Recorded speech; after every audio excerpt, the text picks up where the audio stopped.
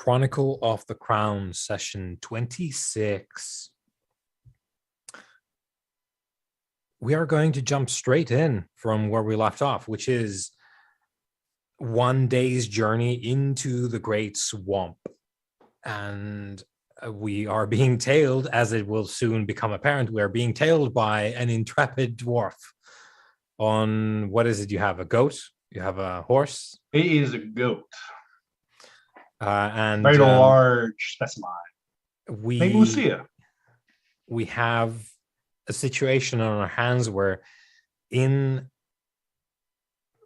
let's say, a fair distance from where our group is, unfolds a scene next to a small, compact, ruined sandstone shrine, which is half sunken into the swamp. In front of this edifice and sort of on it as well, several dead bodies, a handful of the locals, and a handful of what are known as pale ones. And the battle is still ongoing between these two groups. There is one local left alive who is fighting a sort of retreat into this sort of shrine structure, which is like, think gazebo size thing. It's not like large at all. It's a more or less like a way shrine. There's a handful, which is to say 5 pale one warriors clad in sort of baseline scale mail armors, wielding swords and axes, driving this shrine warden backwards. The shrine warden is holding them at distance at like a choke point of some broken stairs with a pole arm. And that is what we come upon. Now with us are Ishmael, we've got King Cameron, and how many did we say of your escort, Cameron? I think I brought a retinue about 12. Okay, a dozen. Yeah. The dirty dozen. Yeah, not a major engagement, but like a small skirmishing party. Yeah. We'll push you in. So a dozen guards. What do you do? Let's say you're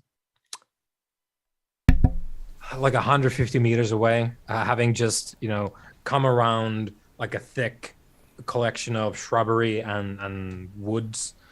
Now you have this. There's no roads per se here. There's some constructions where people have, probably the locals have made like plank paths through the swamp, but that's about it. Sort of very rough going when it comes to, bringing in large. Yeah, I was going to ask, like, as we've sort of like rounded the corner to come into this area, what's the ground like? 'Cause obviously I know we're in like swampy terrain. Yeah. Like, how sort of sure is our footing? It is quite sure on some of the planked paths. Now, they're not that numerous.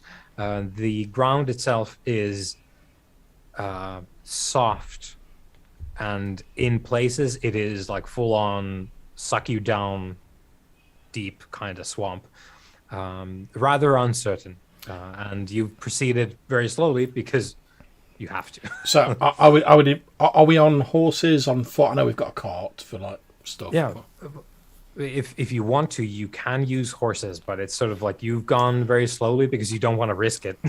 Basically, so is the thing. I imagine at the minute, like, obviously my character's probably been walking, but probably like my armor is like stashed in the cart rather than me wearing it, because obviously, I don't want to make myself heavier. I don't want to sink into the swamp.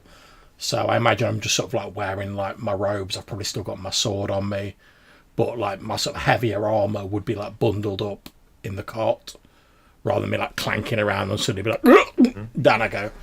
So as we established at the end of the last session, having seen sort of rounded the corner and seen this, like, my sword's already out. You said we're about 150 feet away? Yeah. Meters. Meters, sorry. Yeah. So my plan is basically like very quickly sort of like assessing the situation. I know you've already described it to us anyway. Is basically very quickly using like my sort of practiced abilities in like combat, 'cause I'm used to fighting in various different conditions, is to quickly sort of look to be what I think is the most direct route to basically come in at the side of these pale ones. So as he's fighting in the back to the stairs, they're concentrating on him. I basically want to try and come in from the side of them, but I'm really not going subtly because I'm a knight. I'm like an ex-knight. I'm not really like a stealth like Assassin's Creed or anything. So I'm pretty much just looking to like charge these things because I'm like, all these creatures against one man, that doesn't sit well with like the knightly virtues I'm trying to regain. So I'll be looking to charge in, thinking in the back of my mind, and if we help these guys out, probably help King Cameron, aka the Sun King, do better with his attempts to schmooze these locals. If we're like, oh yeah, we saved your boy from the pale ones. Also, if it just, I don't know what is like the sun shining at the minute, or is it like all overgrown? Yeah, it's daytime. Then I probably will be looking to like style it out a bit and do that thing where, as you're charging, you like hold your sword up so it catches like the sunlight on the blade. Just because then it ties in with like Cameron being like, here's the Sun King. But yeah, I'm basically like charging him and looking to help out this guy who's being overwhelmed. Yep. Right. The king. What do? Your champion has charged forth. I've thrown down my metaphysical gauntlet. What time of the day is it right now? Is it like daytime, nighttime? Yeah, daytime. Sort of midday-ish. These pale ones, they outnumber the natives. Yeah, there's 5 of them. There's one shrine warden. Currently alive, you think maybe because he's got a choke point that they haven't gone around yet because they want to try and just grind him down. I don't really have a big sword or a mighty staff at this moment, so I'll just I guess I'm wearing, maybe I'll be wearing like a symbolic crown rather than the actual crown. I don't mean to contradict you, Your Majesty, but you can summon gods. Just floating that out there. True. Usually, I would have a 2-handed sword and usually I'd have here's something I prepared earlier. Say, my knights, my countrymen, these people need our aid. Right, come with me now and save them from these abominations. I encountered these in the deep earth. I recovered the true crown. I imagine. Your head. Apologies for interrupting, Your Majesty. I imagine that like, as he starts getting into like the long spiel, and like obviously, I don't mean to like cast any aspersions on the king, but obviously I've been in like more combats than this one, and like when you do like a sort of rallying cry, it needs to be shortened to the point. You need to like get stuck in. So I imagine he'll get about halfway through that sentence, and I'm that like ride for Ruin and Rohan or whatever. I'm gonna do that thing, ride for the light of the Sun King. Trying to lead the man forward, so probably like cut him off about halfway through that because I'm like, we haven't got time for like a long story. Like, I'll allow it. He's my main guy. Right. Are there any sources of fire nearby? Just curious. In the sky. Okay. If I roll well enough. No, that would end the universe. If you wanted to light a torch, that's fire. If I can, while I'm heading towards these bad people. Okay, so we've got Ishmael is charging forward on foot. We've got the king. You're riding. Is that correct? Yeah. So you're on a horse going ahead with these people. So give us a riding roll, King. And that's why I'm on foot. Okay, I'm going to be totally honest with you. I don't have riding as a skill. Which you I'm sure are aware of. Yeah. In which case, can I make a suggestion? And it's fine if you say no, because I presume I would know that like the king's not hot shit when it comes to like riding a horse. So what I'd like to do is, as he sort of goes past, and I'm like, I wouldn't have gone on a horse myself because he's in a swamp, but he's like. Yeah, but I'm not a battle-hardened veteran. He is the king. Yeah, that's the thing. You're the king. You delegate this sort of stuff. So what I'd like to do. That's right, John. My mistakes are not me being an idiot. It's just I'm so deep in the character. So deep. As he rides past me, because I do have like mounted combat training. as he rides past me, I'm basically going to see if I can like swing up onto his horse, and then I'm effectively going to ride the horse. Sure, that's fine. Let's because at least if I die like in the swamp, now I can be like, that's your fault, King. Yeah, you can go down with it. It's just like, yeah. Okay, let me. I'm pretty sure the swamp can't kill you, John. Right? There's an obstacle. Well, I'm not entirely intangible, Your Majesty. We've so far found out that I'm like immune to blades, and I was hoping to glean more knowledge of my current boon from our general, but obviously we haven't really had time. So, I think this is an act you can accomplish if you concentrate. So, let's go with a 3. Okay. Do you know what? I'm gonna put a persona into it. We need this stuff to look good to impress our hopefully new friend. Base obstacle 3. 4 successes. Let's see if there's any 6. There's a 6. Yes, I'll spend a fate point on that. Why not? You succeeded on all dice. Oh, that's not the thing. That's not the thing. So, let me get this. So, opening your sheet here. So what we're looking at is riding. Oh no, I don't have that. No, I do have that. I've got B2. Yeah. So let me re-roll it then. I'll just do exactly the same as I did previously. Base obstacle 3. 2 successes. I've got a 6. I've already spent the fate point, so boom. He shoots, he scores. So challenging riding for you. There. Oh, sweet. Yeah. All right. So, indeed, Ishmael ride for ruin and the glory of the Sun King. Ishmael swings up behind Cameron, and perhaps his diseased, racked body is light enough that this maneuver actually works, and his armor being not there also helps. So Ishmael guides the king through. The rest of the folks don't have the good fortune of being guided by a swamp rider extraordinaire, and you two are in fact ahead, vastly ahead of the rest of your column as you get there. Now, the situation is currently this, and Davern, you can be somewhere in the vicinity. You're starting to get to a distance where you can see this shit unfolding. So real quick, topography wise, is this happening all on flat land? Is it sort of like they're coming down from like sort of an elevated position? They're coming down a little bit, but only a little. All right. So essentially what I would imagine is, taking a nice steady pace through a dangerous swamp. I'm just patting old Lucia here and guiding her through. Yeah, it's okay. It's okay. Yes, it's a horrible, dank, smelly place, but don't worry, we've been in worse. No, I don't think we have been in worse. It's all right. Oh, hey, what's going on over there? Oh, I think it's that it's the king and his retinue. And are those pale ones? Oh, wow. This is all kinds of legends coming out today. Well, all right. Let's just don't move, Lucia. You're getting fidgety. I just got to take aim here, and I'm going to start popping off shots at the pale ones. All right. With the intent to do what?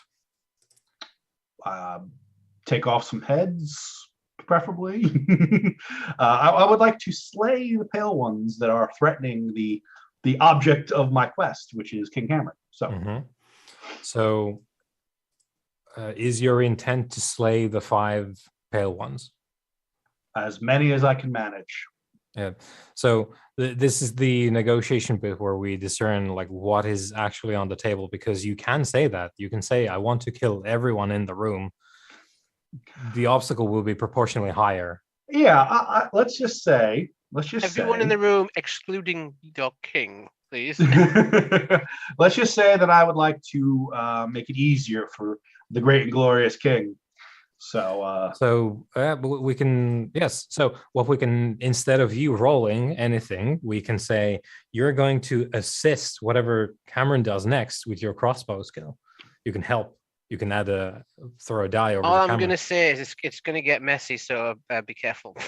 Yeah, well, I'm far back. I'm out of the splash zone, so it's all right. Yeah, you're Davron. if you want to do this, you can provide the assistance of like suppressing fire, basically. Yeah, covering fire, suppressing fire, that works for me. I'm about to do something with fire. I don't need to show off just yet. Which may or may not work horribly. So the Swamplander, who is dressed in a now bloody and ragged, sort of plain one color, like light brown robe, takes note. Oh yeah, great. There's a horse segment coming over on my right over there, and now there's someone shooting from the tree line over that side. The Shrine Warden kicks one of the pale ones down, who fortunately, the other ones like step aside not to, get rolled by this one dude.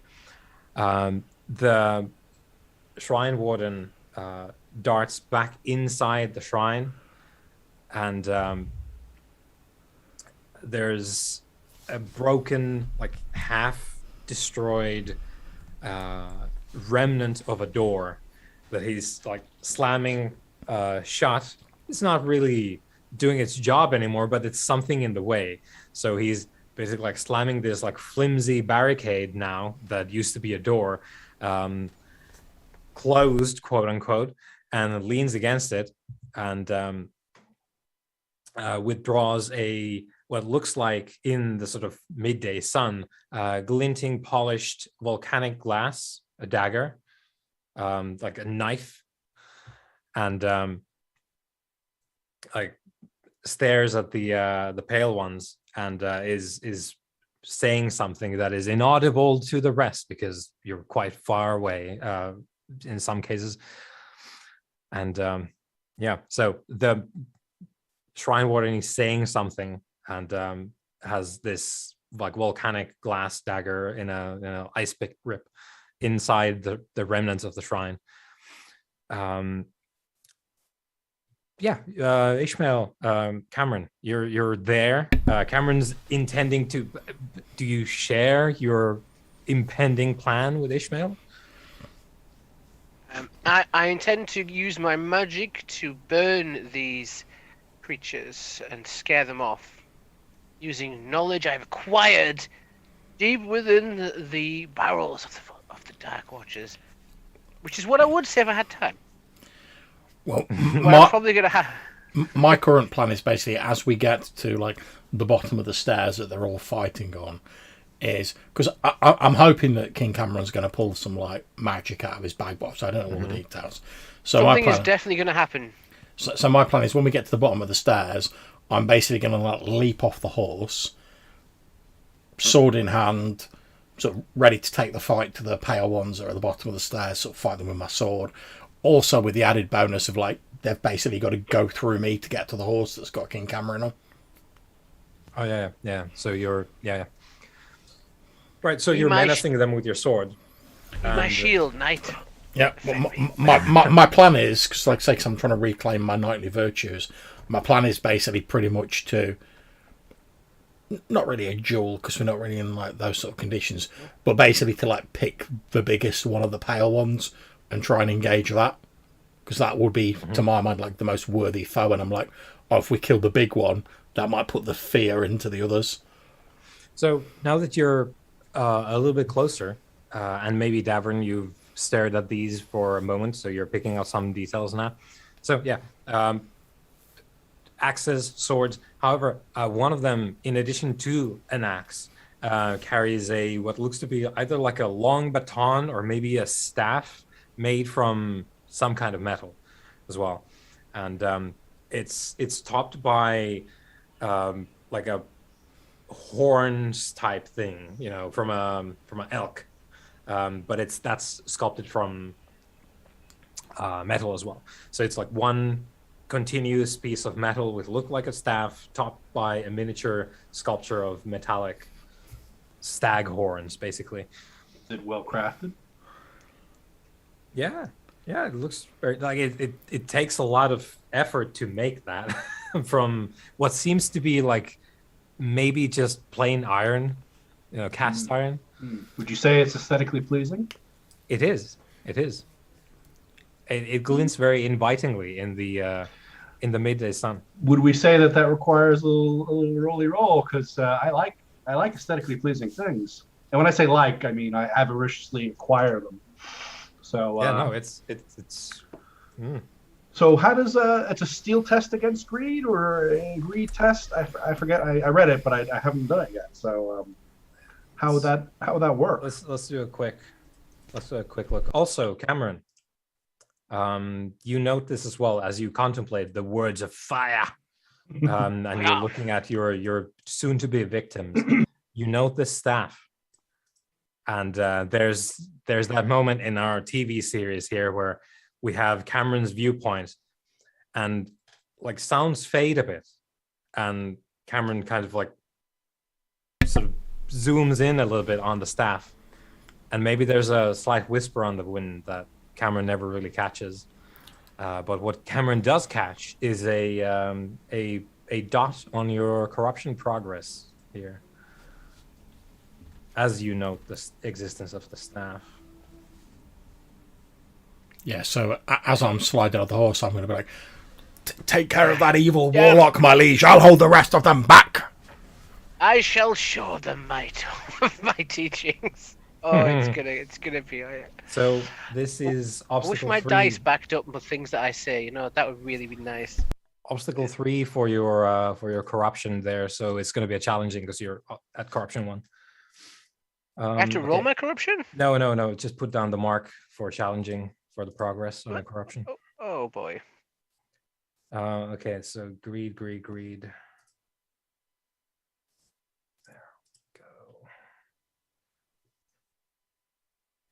we go. Greed.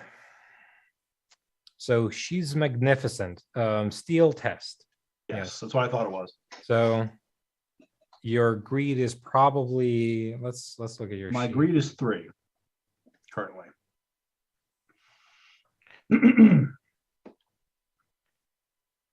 Oh, okay. So your greed, yep. So yeah. So roll your steel. Okay. And if it asks you, I don't remember how the format goes, but hesitation ob. So my ob is 1. No, your ob is 3. Oh, sorry, it would be 3, right? Because that's based on your greed, right? Isn't it? If it's higher than your hesitation, then yes, which it is. Yes. So I'm gonna just redo that. 1 second. Okay. Sweet.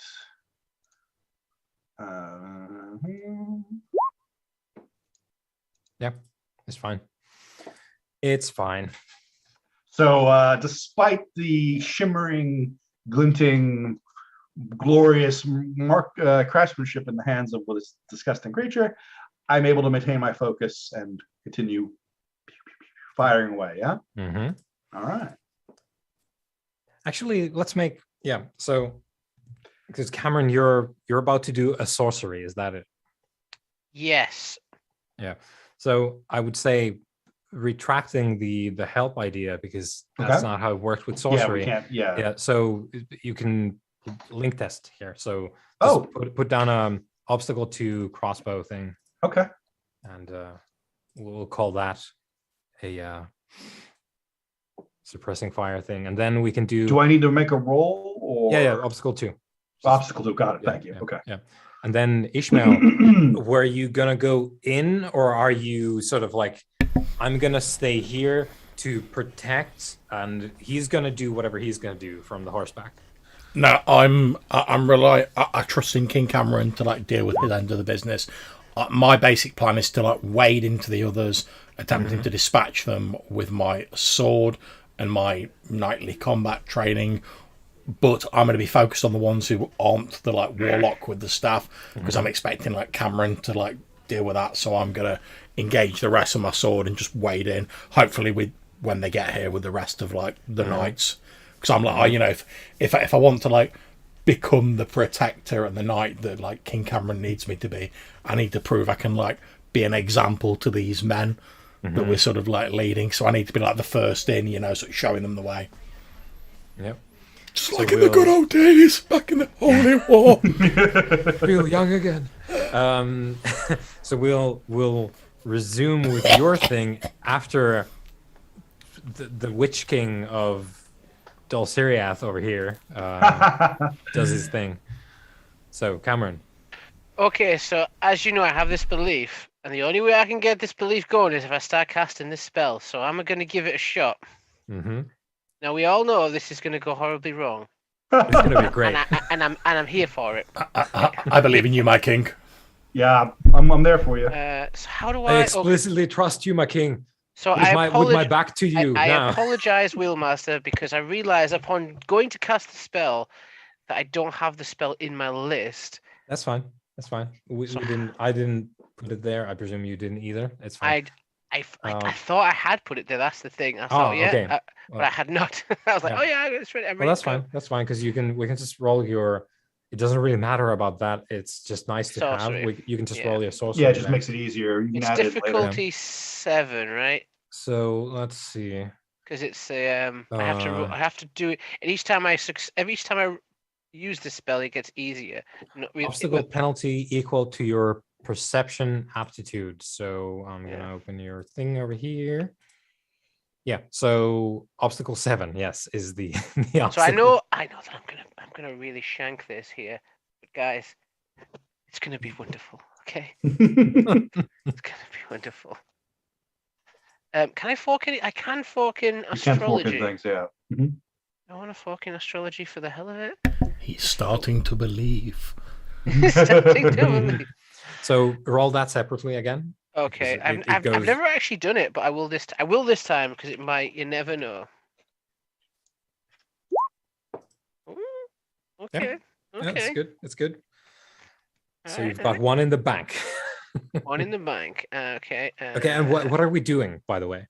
Oh yeah, so I'm basically using the torch I've lit on the as I swiveled around and turned and moved forward. And, Ishmael jumped on the horse as I was starting to zigzag, and he was like, "No, you fool, forward!" I've sort of drawn from the torch the flame, ready to throw it at this warlock with the. It's the source itself which does it. You don't pull. Oh yeah, from okay. It. It's the so you do that thing where you huck the torch and then. Okay, here we go.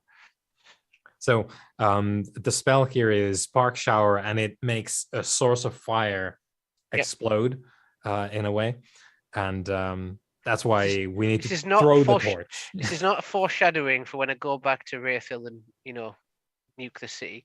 Okay, let's go. Oh. Wow. My God.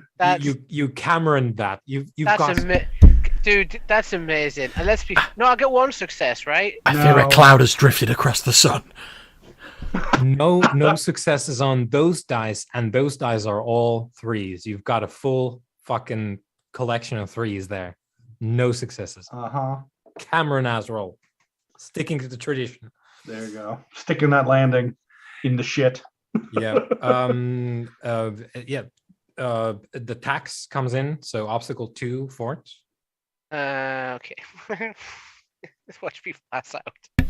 I'm so gonna laugh. You throw this torch at this guy, just bounces off his chest, and he's like, "What, bro? Shit? Seriously?" Yeah. Okay. So you're fine. It doesn't tax you. However, give me a D6. Here we go. 3 good, 3 bad. It's a harmless dissipation. Oh, man. there we go. Yeah, because yeah. Yep.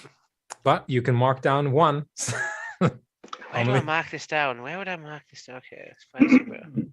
only 4 more to go of these.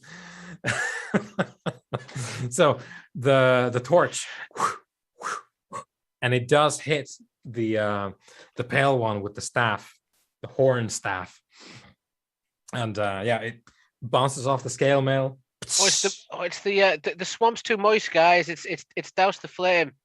Too moist. Oh yeah. Given that I've just seen that, is it possible for me to like? 'Cause obviously, I'm charging in. Is it possible for me to like change my action and charge that dude?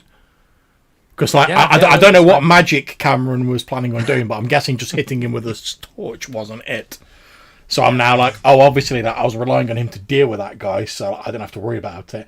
But I'm assuming that's the guy in charge because he's got the fancy stuff. So instead of like just mashing into them, I'm going to try and like charge through and engage him. Right. So, Cameron, 1 more die because I entirely forgot the helping the link test thing that you got from the covering fire. So if you roll a 6 on this and you roll a couple more 6s, you can still pull victory out of the no. Pulling defeat from the jaws of victory. So the torch hits the scale mail, goes out in the damp ground, and now Ishmael, what shall we do so that you can get through these other guys to the one with the staff? Okay, well, my sort of, I say plan, and I use that in the loosest sense of the word. My plan is basically just to sort of like shoulder my way past and sort of like bulls rush my way like through them, sort of like leaping up a couple of stairs at a time, trying to just get to this guy. Right. Okay. Power. I think. Yeah, that's fine by me. I was going to suggest brawling because I'm trying to like force my way through. That's fine. That's fine. Yes, that's fine. Although, like I say, my aim's not to like really injure them; it's just to force my way past. Yeah, just to get there. Yeah, that's entirely the thing. They're gonna block you unless you do this. So yeah, that's fine. Okay. I'll burn another persona point. Why not? They're gonna oppose you with swords. Ooh, cheeky. But their intent is to not let you through. Is the thing. Yeah, that's understandable. So okay. Here they go. They're in for an unpleasant surprise when they realise you. Oh, let's see what they get first. Build up the tension. There's so I'm gonna roll once, and there's gonna be a helping die there because they're there's a lot of them together. Yeah. None of them are interested in the Shrine Warden anymore. Who has no longer you can no longer see the Shrine Warden in the sort of ramshackle door. See, I've got to admit, in the very back of Ishmael's like sort of fatalistic, like pessimistic mind, he's thinking like, however this goes down, we've like displayed our willingness to like put ourselves on the line to like help this guy out. Oh, 3. Okay. So. Oh, I put down Arthur. It should have been the help, but yeah. Extra anyway. Do I get any benefit from Davron's like combat fire? I mean, Davron, if you want to roll, or if you want to, now you can provide a helping die. Now you can provide. Yes, I will provide a helping die through my crossbows. Yeah. Yep. Thank you. And what's the obstacle on all this? 3. You don't need to roll for that. Yeah, you're just giving me. No, I know. Does it? But does it? Yeah, 3. Yeah, because because they rolled a 3, so that's the obstacle that you're comparing your undiluted crossbow. 3 successes, 1 6. I'll spend a fate point. Yep. Okay, this is interesting now. If you get this, you can boom. So you make your way through to the what I'm calling the Pale One Ritualist, and as you get there, the Ritualist has brought up the staff, and this is where I go and find the proper place in the fucking book. This shit. So you're at the ritualist. Just to let you know, as- by the way, for a reference, if he doesn't magic me to death, my aim's going to be when I first attack him with my sword. My aim is to try and like break the staff, because like I don't know, because I'm not a magic man, but I'm assuming maybe that's like the source of his power. Yep. So the staff is metal. You can see it quite clearly now, but yep, we'll deal with that when it comes to Yeah, it. no But, problems. you're there. The ritualist is looking at you. It looks very much like a sort of, if you think like a swimmer physique, so like sort of rather thin, but sort of very solid Broad-shouldered. build, Yeah. and completely hairless human man, more or less. What it looks like up close, bone white in complexion, and sort of fairly okay quality equipment going on, and this sort of cast iron looking staff with the horns on top. It's brought up the staff in the air as you come upon it, so I guess like sizing up like where you're gonna put your sword. Yeah, I've got it. My plan at the minute is like, so you say staff made of metal, is to like sever his arm so he's not no longer holding it. Yeah. So as you're lining up your thing, there's a sort of like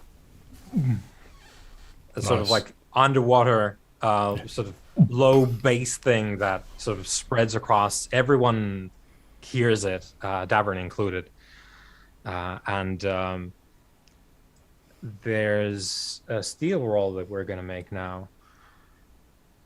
And a steel roll is you rolling your steel against your hesitation, which is below your steel stat on the list there. And however, so the hesitation is the base obstacle. If you have traits, you should be aware of if there is anything that affects anything when it comes to this, like steel stuff.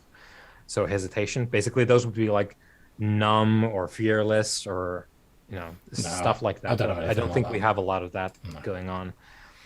But so hesitation is the base obstacle. However, we are now in the presence of the supernatural, which is +5 to the obstacle. So whatever your hesitation is, +5. And yeah, everyone rolls that. I'm gonna roll for the knights back there. So I'm making a steel roll of 4 against an obstacle of 12. Oh, this is gonna go well. Steel is open-ended, so just get those 6s rolling.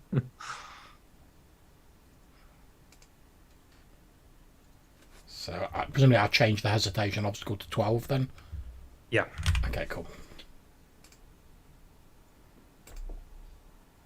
Nah, it's done me.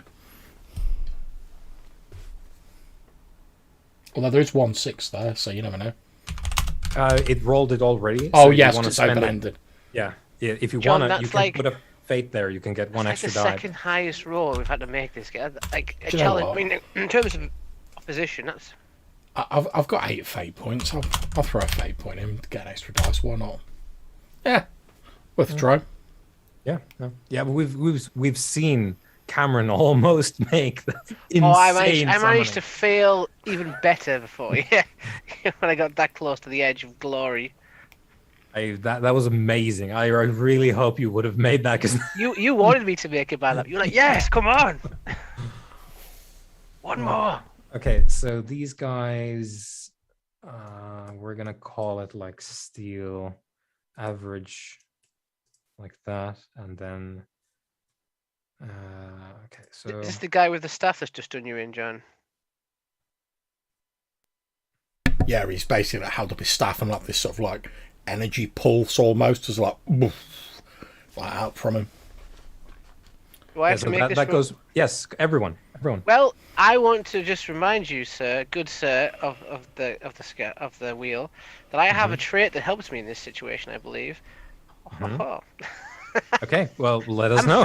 I'm fearless, right? So I think there's a fearless trait come into play here. Sure. Yeah. So you let us know what it does. Reduce hesitation of fear and shock, go or death. Yeah, it's by fear. By 3. So it's fear. So you only add +2 to your base hesitation. Oh. Base hesitation is somewhere down here. So I have to make an 8. Hmm. And my steal is 6. Hey man, it's better than the 12 I was rolling. Do I have any advantages? I'm a king. I'm gonna use it all. I'm gonna use it all the time. Is there like I have a student card? Can I get a student price? So Any discounts? So that I'm was gonna- the night. I'm gonna throw in 2 Arthur because I don't like what this guy's doing. I'm gonna try and hesitation 6. Hesitation no, it'll be hesitation 8 because of the reduction. Come on, conditional orbs. That's new. So that would be I guess in that formula. I haven't gone through. Sorry. Yeah. I guess the conditional obs would have been the +5. Right. I guess that's how it's meant to be, but it doesn't matter as long as you end up with the correct obstacle. I got a 6 though. In that. Right. So we're not in detailed fight exclamation point mode. So Yeah. there's no there's no like exacting detail we need to get to. But what this is saying to us is basically there's sort of several heartbeats that everyone's sort of given pause. Now you can select what that looks like for you. Indeed, you will have to select. So I'll let you know about I don't think we have there's a couple things that give you extra options, but I don't believe anyone has those. So get some XP for that at least. There's a reaction that you select when this happens. So the first option is stand and rule. The character may gasp and stand his ground, his mouth hanging open. If he was wounded, he clutches himself in pain. If surprised, he blinks and tries to register what happened. If afraid, his mind shuts down momentarily, overwhelmed. So that's your first option. Second option, fall prone and beg for mercy. That's very self-explanatory. There's run screaming, which is running screaming. You stop what you're doing, you drop what you're carrying, you run the fuck away, and you scream. And then swoon, which is where is that? Here we go. Pitch backwards in a swoon. The character is dazed and currently unaware of his surroundings while in a swoon. Okay, well, for mine, obviously, I would prefer to go for the I'm just dazed for a bit. However, I'm going to suggest that because of my trait, I forget exactly what it's called, the one where it's like the hacking cough and like the leprosy, I'm going to suggest that actually I take the swoon one because of that. So like this waves hit me in the chest. It's obviously like set off like my hacking cough and like my breathing difficulties, and I basically like collapsed sort of backwards like because I can't breathe. So, like halfway, like an episode of just like having difficulties with your conditions. Yeah. So Ishmael pitches backwards, struggling in this gaggle of pale ones. King Cameron, you're next from the next. I think I'm also going to swoon. That's what I was thinking. That I kind of like on horseback, like the horse probably rears up or something, and like kind of like I start to. Okay, that's fine. So the king falls into the swampy ground. The knights, they stop and they stand and rule like behind, watching their king fall from the majestic steed. All right, Derry, I hope you're gonna pull some kind of like warlock sling bolt from your ass right now. We need you. Well, I'm too busy like I'm like gripping the reins of Lucia with one hand, and like my crossbow is like this. I'm like almost drunk, like in my saddle. So, everyone who's not unconscious currently, which is everybody, which is kind of most of us. So indeed, but you'll get like some of this. You don't need to be completely blanked out for the whole duration, because you'll come to and you'll still see some of this shit going on. So there's the pale one with the staff, who is now holding it up with both hands and sort of behind this pale one in the air is this somewhat see-through apparition of an armored figure, quite indistinct, but there's a hand that forms a fist in a gauntlet that sort of reaches out and like sweeps in the air this figure apparition behind the pale one. And in your sort of shocked states, you can hear the fell words of the vile language of darkness. In your shocked states, it's very indistinct, and you don't speak. None of you speak that, but you can hear someone saying words that are quite abhorrent. Sort of fell voice saying words of power, which is the thing that like blasts you off your feet to begin with. And there's a sense of, as you start coming to, there's like obviously supernatural effect. Cameron can tell most easily, but like everyone can, like something's up here.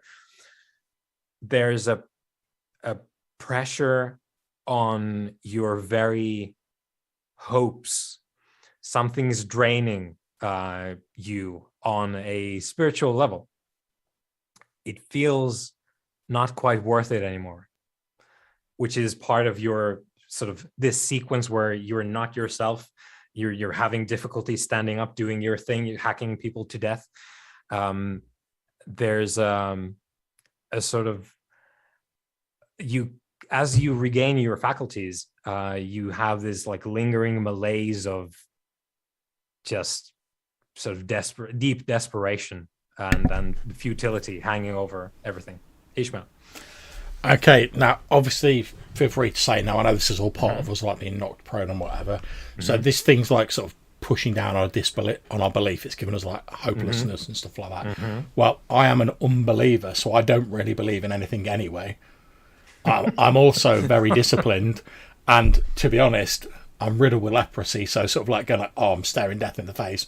Not exactly new to me. So what I'm going to try and do is like, at the point where I can sort of like drag myself to my feet, I'm basically just going to try and like bodily, like before this guy can get off whatever other spells he's doing, try and like just basically hurl myself at him with like my full weight and like push him like back into the dirt, like just take him off his feet basically. All thought of subtlety is gone. I'm basically just sort of like dragging myself up and like hurling myself at him. Yeah. Let's see the okay, brawl on. Hold on, let's Matthew. So I think so I was just looking like relative, like who's gonna be coming up first mentally, and it looks like Cameron. Like the knights are starting to edge ahead very cautiously now because they're looking at this armored like torso figure behind this pale one. So I'm you're on the ground. Right. I can hear like the ringing in my ears and the almost indescribable, incomprehensible thing pressing against my spirit. Malaise. Yes. Very much like something I encountered some time ago. And you can see Ishmael like rolling to his side and then up in front of you, but he's still in it. Yeah, I imagine like my sword sort of like held like limply by my side as I'm just sort of like almost like hauling myself up a bit, but very slowly, coughing and spluttering while I do so. Remember my men. This is why we are here.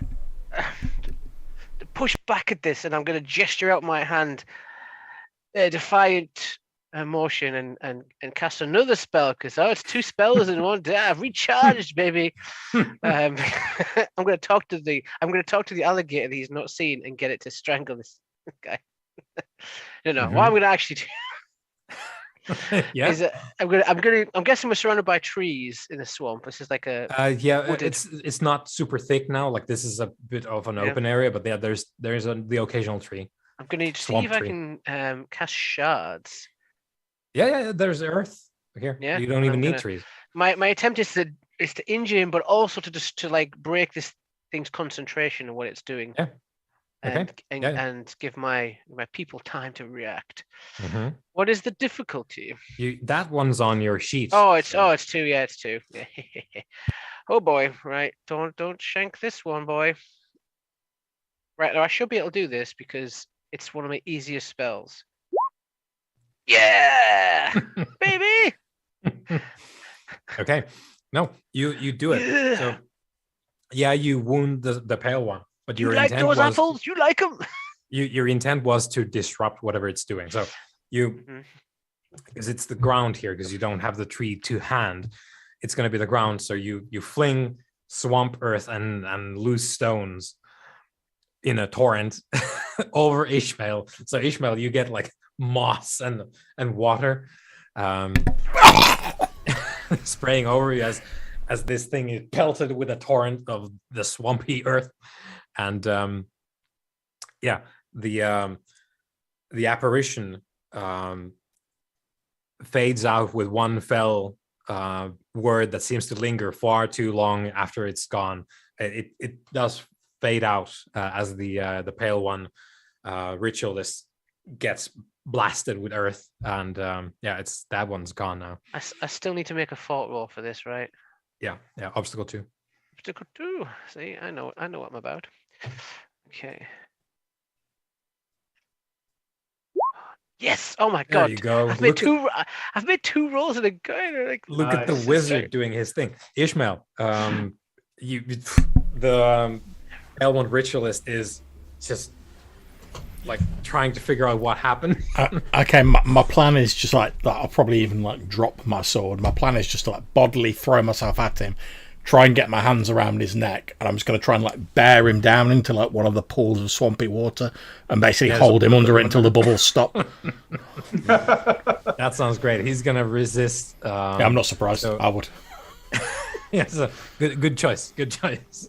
I'm just There are rela- still other pale ones, right? Yeah, there's a couple of pale ones there as well. I imagine so like in my obviously yeah they're going to interfere, but I imagine like in my mind because I'm still sort of like dazed and like coughing up water. I've just been pelted by stuff that like I've got that bit where, you know, like your vision narrows and you're just trying to focus on whatever's in front of you. So I'm just like, I've got to take this guy out. I'm not even thinking about anything else. I'm gonna grab hold of him and like get my brawl on and like push him under the water. Put all my body weight on him. So, okay, that sounds like a power versus power thing. Yeah, I'm just for like that. basic, just like just pushing. Yeah, that's fine by me. Right, okay, I'm gonna roll obstacle 1 because we're gonna compare. I'll spend my last persona. Why not? Ooh, it's got 4. This guy's got a great day going.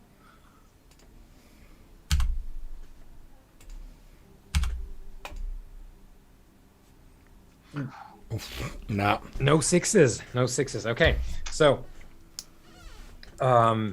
it wrestles you. Like you go in and it rolls, it flips, and it pushes you into the swampy earth, and you start. Just a there's, quick you know- question. I'm sure I probably am still drowning, but doesn't my spirit nature affect this? So you can walk on water. Your spirit nature does not prevent you from what I remember. We're going to check this right now, actually. I don't think it gives you the option of not dying from. I'm pretty sure. I'm Not pretty sure. dead. I'm pretty sure it doesn't. To be honest, Johannes, I'm happy to Yeah, go with it. yeah. It doesn't. Because we tried out before when I was like, oh, can I walk through walls and stuff? And I was like, no, I can't. Yeah, but you like that's why there was never going to be a role for you to charge down like any swampy ground because you can just go above that. Spirit nature. I've got it here, so we're just gonna quickly glance at that. Okay, here we go. So all surfaces are stable. Walk on earth, mud, water, ice. Gravity lays a lighter hand on you. Harmful effects of the realm, of this realm, have no effect on them. Fire does not burn, cold does not chill, rope does not bind, and metal does not harm. Yeah, no. So, yeah, drowning, bad times. Yeah, that's fine. Still. That's fine. Yeah. So Although I'm interested to know personally, like if I do end up drowning here, like what happens while I'm a spirit? what if I happens die? now? Yeah, no, but the situation currently is that the ritualist has flipped the tables on you and Yeah. is pushing you down. And Davern, I saw your hand up. We're gonna get right to you. We've got a short cameo from the ritualist who has emerged from the ruined door and is holding up the pole arm in one hand and just like emerging as if to see like what the situation is now. Notes that everyone's focused on other shit. Um, the ritualist, while this is going on, Davarin probably has the best view of this because everyone else is busy doing stuff, and you have the lay of the land here. So the shrine warden is dropping to a seated position at the top of the stairs. They've removed their armor, which is what they were doing when they were not present, and tosses down the pole arm, volcanic dagger high up, and in a very clear voice, staring at the melee at the bottom of the stairs. Very clear voice exclaims something that we'll get to when Davern has completed whatever he's doing. But the shrine warden is up to something. Is holding up the dagger currently, kneeling at the top of the stairs. Okay, so do I think that is threatening? Like what I'm seeing? Hard to tell. You don't have context for it. But there's a person who you saw them before. They had, chest armor. Yeah. Armor gone. Laying down the weapon. And seems to want to Dagger do in some hand. kind of hoodoo or something. Yeah, but if you had to pick, maybe it's some kind of magic. So I see the pale one drowning the lamed looking dude. Yep. You have this weirdo swamp person possibly doing something weird and creepy. Mm-hmm. And there's 4 more pale ones either about to grab Ishmael and keep pushing him down or attend to the king. Okay, so I'm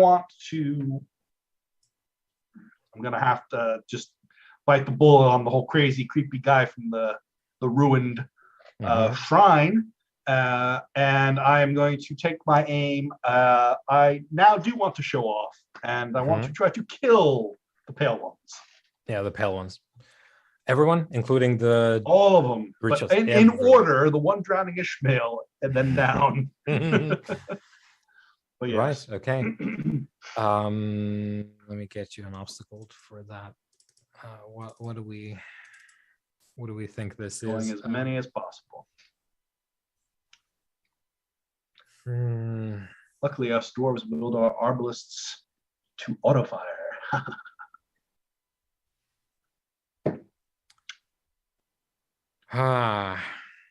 Or should it auto reload? I'm gonna say it's an act that requires expertise. It's not that like they're not really in a position to address you. They're in the open. Yeah, and they're not facing me or like they actively trying to. They can't do a lot to address your stuff. So I'm gonna say it's an act that requires expertise. You could feasibly do it because you could just shoot. And they're not running away in a hurry. Sure. Or are they? Obstacle 5. All right. Well, since I'm on a 5, it's even Steven, right? Mm-hmm.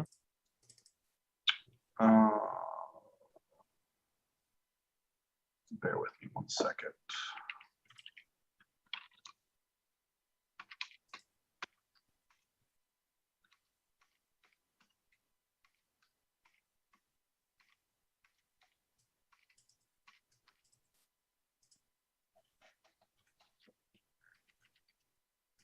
There we go. Okay, so no. Okay, I just want to check. So nothing there. No help dice coming in. No advantages. You know what? I think I will drop my one and only persona into this. Give me an edge. And you said it was against a 5, yeah? 5, yeah. Ooh, but I do have a 6. Mm-hmm. Okay, I'm gonna do it. So if you fail this, okay. before you roll, if you fail this, you'll still have shot them enough to maybe kill them all, maybe incapacitate. But anyway, you will have resolved their resistance. However, it will have taken long enough for something else to happen as well. So fair enough. All right. Well, let's. If you succeed, it'll be. Let's see if this is going to pull us through.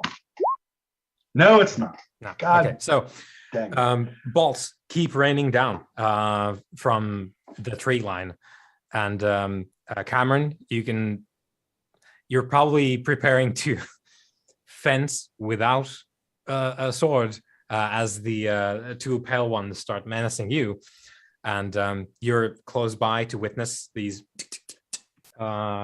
bolts rain down. Ishmael, the grip slackens at some point. You're still good. I mean, at least I did that. So it's like, oh, it's just swamp water. However, it's not quick enough to resolve the situation before the swamp warden, shrine warden, wants to address the situation as well. So let me. I knew I should have shot him. There's my thing here.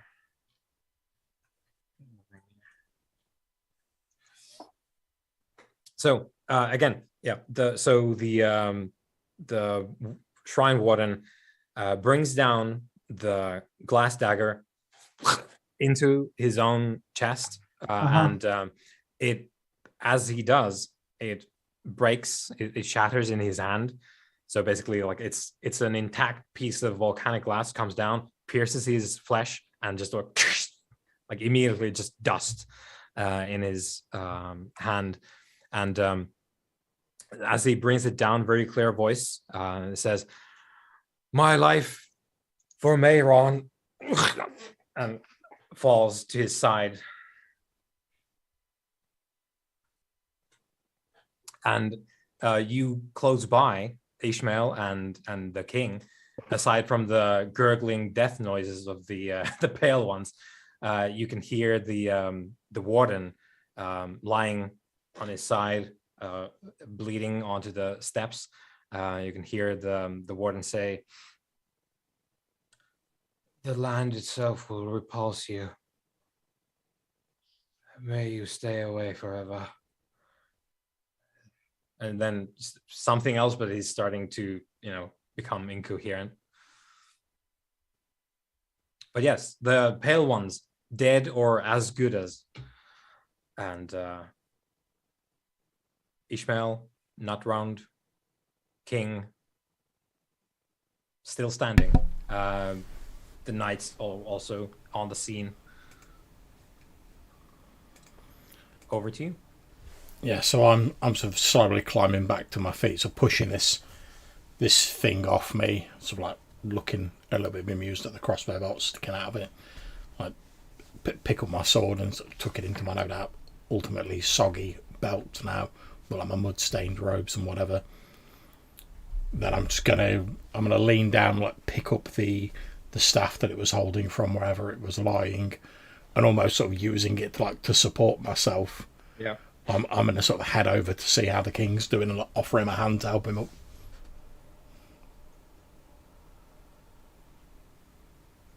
The king can rise. He's still whole. I'm a little swampy.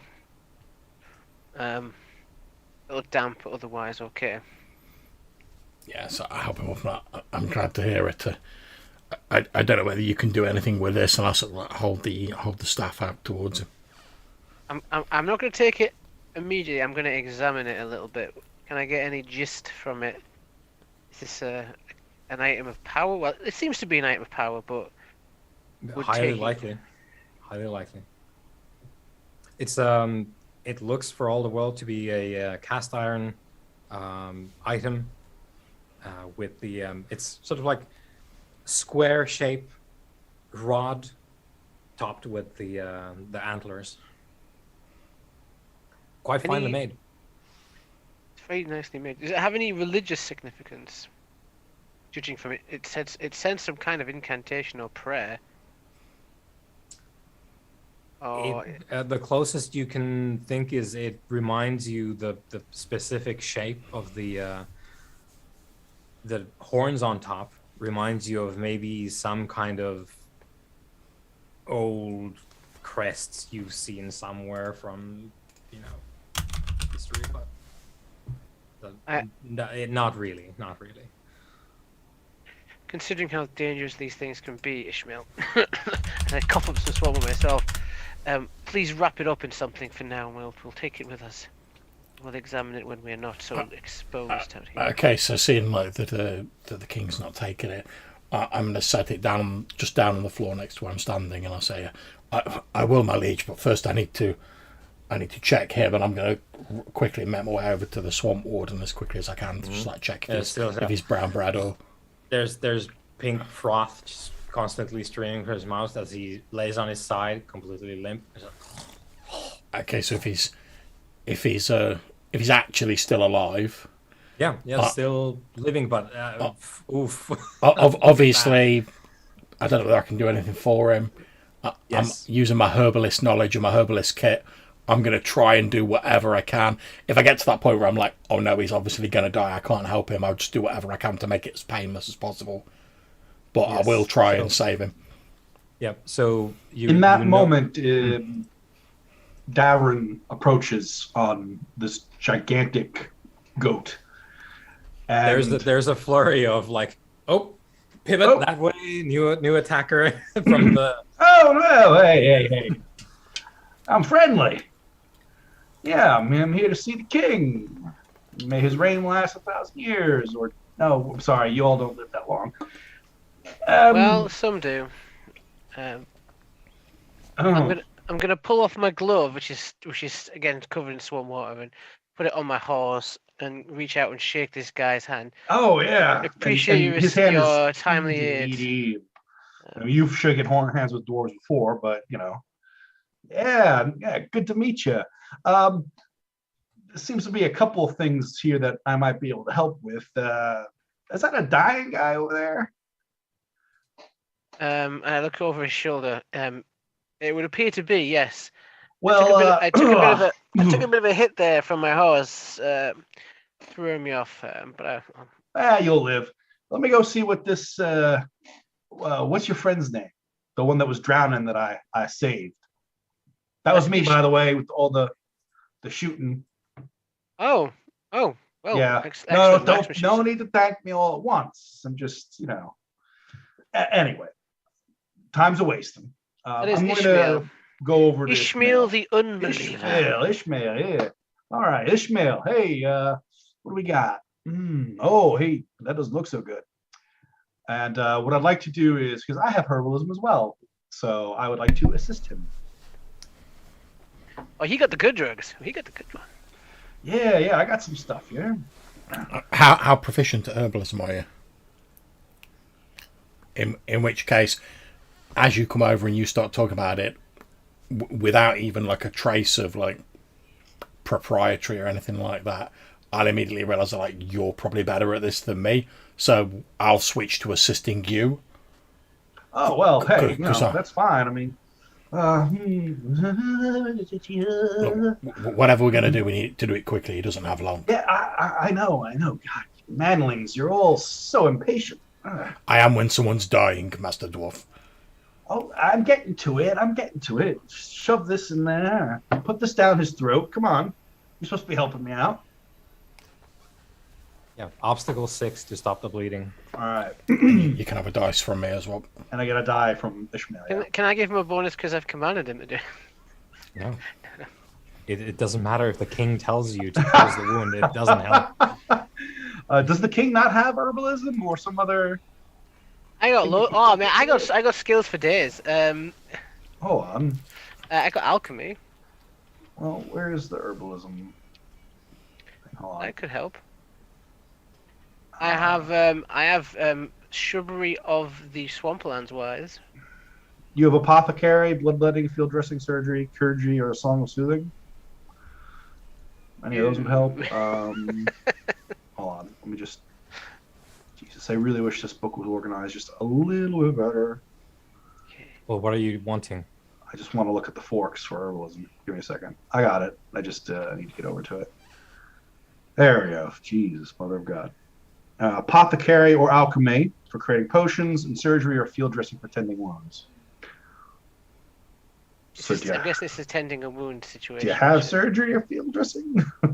No. Okay. I try to avoid getting hurt when okay. possible. Well, you said it was 6, actually? Obstacle 6, yeah. I could talk to a vulture to go get us a potion. And that's with 5 dice. There was a chance. Yeah, no, you and Ishmael work your asses off for 20 minutes. You make progress, and then you realize it wasn't enough, and you put in another 10 minutes, and you realize it's too much. He's still like it's still beat, but too much blood. I'll probably do that thing, like where like in medical dramas, where like Davron's still working on him, and I'll just like put a hand on his shoulder, and I'll be like, he's gone. I know. And as he's still sort of like, but like he's coughing up his blood or whatever, I'm just gonna lean down next to him, so like as close to his face as I can, and I'll say, "We can't save you. Is there anything you want us to do?" He's trying to talk, but all that comes out is blood.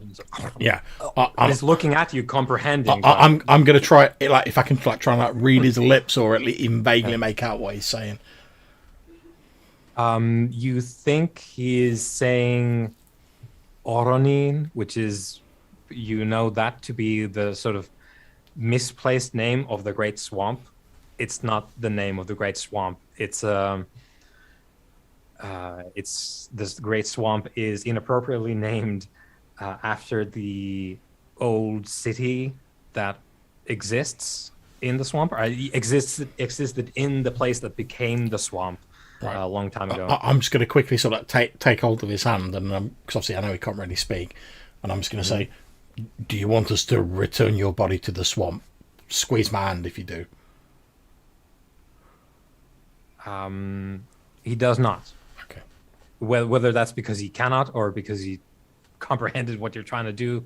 Yeah, I'm going to be looking at his eyes and his face as he says it, see if I can even vaguely glean what he means by that. Because just him sort of going, "The swamp." He doesn't. He just says, like, he's trying to mouth Oronin, and then doesn't squeeze when you say, like, do you want to go in the swamp? He does not squeeze. Okay. Guessing he wants us to return him to his folk, but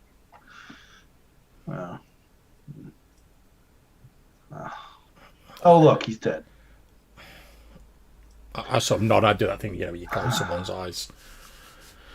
And I said, "Well, I'm gonna put a hand on his head, and I'm gonna say, may the embrace of the Shaper take you, my friend. Sorry, we couldn't have done more for you, but you did stab yourself, and that was kind of silly." I'll roll my eyes at this religious nonsense. And I'm sorry, are you disrespecting the Shaper? I mean, literally. It made the earth. I mean, you're walking on it right now. Master Dwarf, you can't disrespect him. It does not exist. No, you humans. And then I'm basically going to try and like pick this guy up, and like he doesn't help with that, or it's fine. But you look a little frail, as well. I'm not trying to insult you, but it's fine. I've been called worse. And basically, my plan is to, because he didn't want to go in the swamp, my plan is to try and like lay his body in the shrine. Not because I believe in whatever like swamp-based tomfoolery he's up to, but he obviously did. So I'm like, I don't know where he wanted to go, but he was quite intent on guarding the shrine. So I'm just going to try and like put him in there at the foot of whatever like idol or whatever they've got there. It's all I can think to do. What does So- the idol look like? Yeah, so I guess we're going into the remnants of the shrine there. It's a pedestal, and on it is like a shaped like a drop of water. Crystal, maybe it's glass, hard to tell. Sort of, I want to say like as tall like an arm, and about yay wide at the widest point. This like glass crystal teardrop of sort of clear cyan color, and that's it. Sort of very bare bones. There's no pews, nothing else inside. It's sort of wrecked at the back, the entire structure anyway. Water coming in, and there's this pedestal with this one thing. So Would this be an appropriate moment to, as I'm in there with the king and his bodyguard, I'm guessing at this point, as I'm there with them, sort of just kind of admiring the stonework, even though it's clearly needs some TLC. Would this be a good moment for an obscure history roll to kind of maybe try to identify what we're looking at, or kind of see what this is, maybe, or from what culture it's from, or okay. So while you're giving it the once over, Ishmael, you're putting the body here. yeah, I lay the body down in front of this idol, and I'm going to do that thing where I sort of like I kneel down, you know, sort of like lean on my sword, you know, when normally a knight would like bow his head and he'd say prayers and whatever, but instead I'm going to look directly at the idol, and I'm going to say, listen, whatever fucking swamp god you are, I don't even believe you exist, but if you do, this man died protecting your temple, so I hope you've got a good place set aside for him. Yeah, I don't know how your human gods work, but I mean, our God takes care of us. He takes us back into the dirt. They don't work because they don't exist. You're one of them types, non-believer, is it? Yeah, you believe in a God once, and then life happened, and because your lives are so short and bitter, you turn cold on the inside. Am I about right here, or? That's pretty accurate. Yeah, all right, cool. I'm just trying to get to know you. I'm not trying to be insulting. I don't take any insult. It's fine, Master Dwarf. What is your name, by the way? Oh, I apologize. I'm sorry. This is fabulous in here. I've never seen stonework like this. My name is Davern Vathris, at your service. Yeah, I hail from the glorious Allentine. You've heard of Allentine, right? Of course, right? Vaguely. Yes. Vaguely. It's a settlement, as I'm aware of. Well, funny story about Allentine. It was settled by dwarves who left glorious old Mobrannen because we just didn't like the way things were being done. So we went to the surface. And let me tell you, when we first arrived on the surface, we looked up, we thought we were going to swallowed by the sky. We're going to fall right up into it. But we quickly learned that the sky is way up there and we're still way down here, so it's perfectly safe. But I digress. Well, fast forward a little bit. Your ancestors were in a bit of trouble one time, and we, being an industrious and martially oriented people, we lent them a hand. And in return, they gifted us lands within what used to be Dulceria, I believe is it was called. But that doesn't exist anymore, really. But I hear you're bringing it back. Yeah, do you know what we call you up north? Oh, yeah, I've been spreading this one around. It's great. We call you the Restorer King. Yeah, that's a nice ring to it, right? Yeah, Wyatt said you'd love that. You'd love it. It's all about the branding. Well, it's a pleasure to meet you, albeit I wish it was under better circumstances. Yeah, kind of rough tumble here. I'm Henry I've only Godlow. heard about pale ones. I've never seen one, but they're creepier in person than in the stories my mama used to tell me. Indeed. I'm Henry Godlow. Most people call me Ishmael. It's a long story. Do you prefer Ishmael? Or Ishmael is fine. Okay, Ishmael. All right. So, I prefer friend as I sort of walk past him well, look, Wyatt sent me. looking.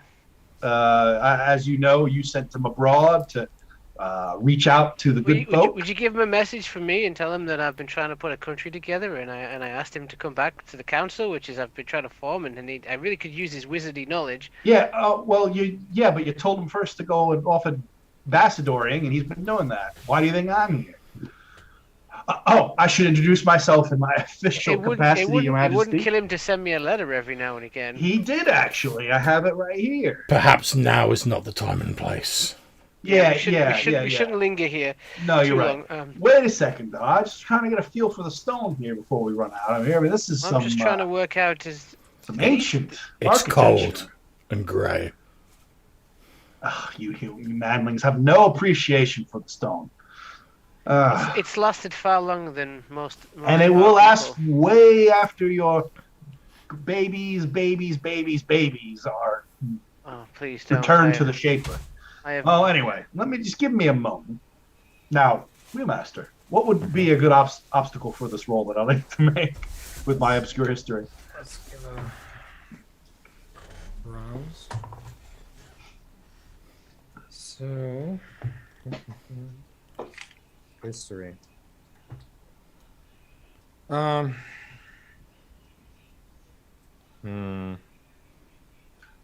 So,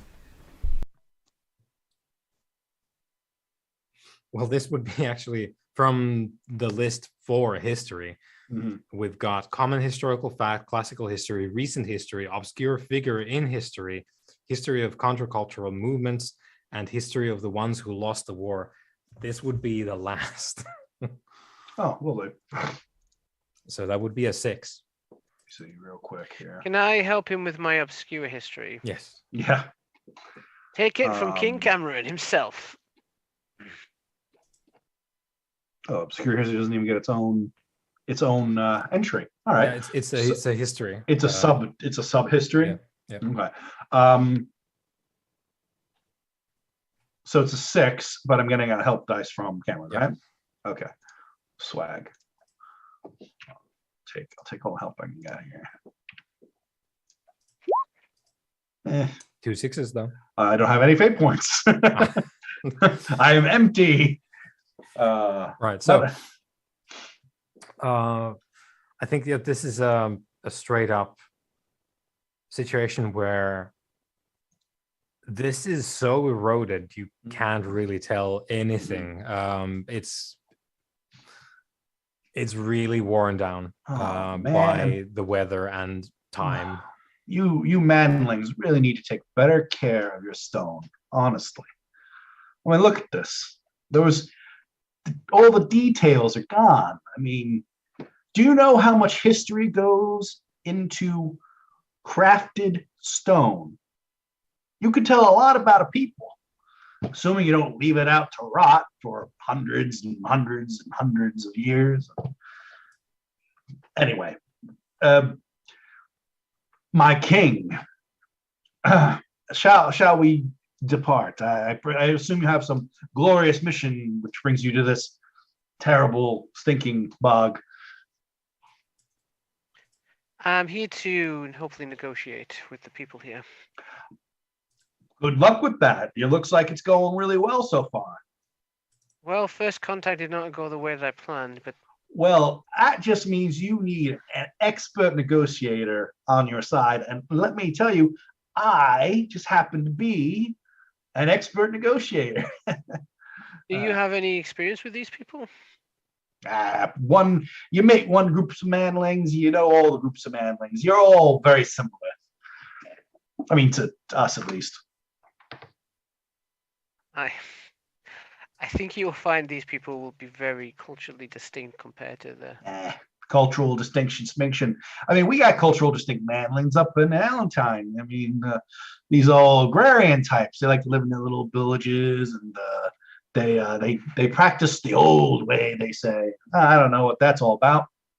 I mean, most people don't. The ways are the ways. I mean, they've been the same for as soon as we rose from the stone. But I digress. You're not here for cultural exchange at the moment. Oh, I do have a gift basket for you, though. Maybe when we make camp. Okay, you're welcome to join us. Yes, that's entirely why I'm here. Oh, wait, I should give you the letter from Wyatt. It explains some things. Here you go. I shall take the letter. The letter is fairly short. It explains that Davrin is an old friend. By trade, he's a riverboatsman, smuggler, adventurer.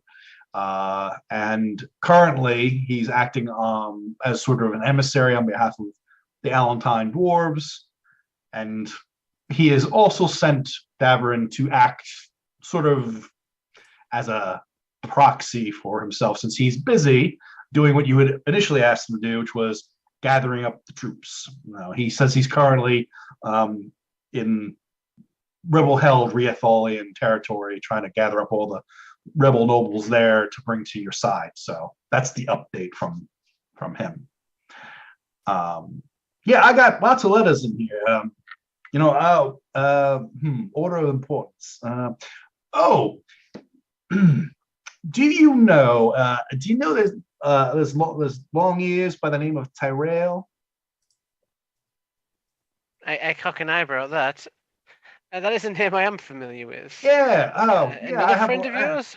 No. Well, your friend Wyatt might have explained that I, as a side business, I do smuggling, and sometimes that means smuggling people into places where they're not necessarily wanted. Yeah. So this elf lord Terrail, he showed up at the boats with a bunch of these hooded and masked looking elves. We know them. We do business with them too sometimes, but they wanted to go. And I point towards like the Elven lands. They want to go that way.